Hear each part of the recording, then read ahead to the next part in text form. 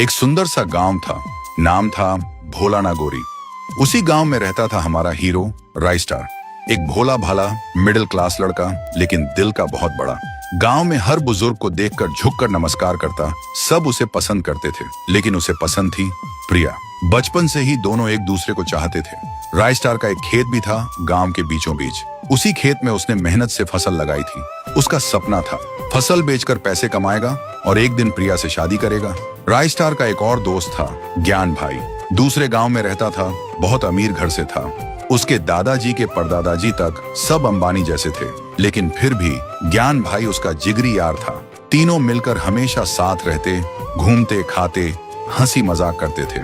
फिर एक दिन राइस्टार और प्रिया की शादी तय हो गई। गांव में खुशी की लहर दौड़ गई, हर गली सज गई।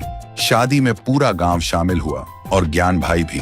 शादी धूमधाम से हुई। शादी की पहली रात प्रिया ने घर में कदम रखते ही कहा, मुझे तबीयत ठीक नहीं लग रही, उल्टी जैसा लग रहा है, मैं दूसरे कमरे में सो जाऊंगी। राइस्टार मुस्कुराते हुए बोला, ठीक है, कोई बात नहीं। रात को राइस्टार सो रहा होता है, तभी दूसरे कमरे से अजीब सी आवाजें आती हैं। वो धीरे से उठता है और दबे पांव दूसरे कमरे में जाने लगता है, और फिर जो देखता है उसकी आंखें फटी की फटी रह जाती हैं। सामने प्रिया और ज्ञान भाई एक ही बिस्तर पर लेटे हैं। दोनों हंस रहे थे। ज्ञान भाई बोला, राइस्टार को अच्छे से बेवकूफ बनाया ना? प्रिया बोली, हाँ, इसे तो समझ ही नहीं आया कि हम कब से साथ हैं। राइस्टार चिल्लाया, प्रिया, हम दोनों तो बचपन से एक दूसरे को पसंद करते हैं, इसलिए आज शादी हुई। और ज्ञान, तू तो मेरा भाई से बढ़कर था, तो फिर ऐसा क्यों किया? प्रिया हंसी और बोली, प्यार सिर्फ नाम का, असली प्यार तो ज्ञान से है, और शादी वो तो बस एक दिखावा था, तेरे खेत और पैसों के लिए। राइस्टार की आंखें भर आईं, कांपती आवाज में बोला, मैंने तुम दोनों से सिर्फ प्यार किया, भरोसा किया।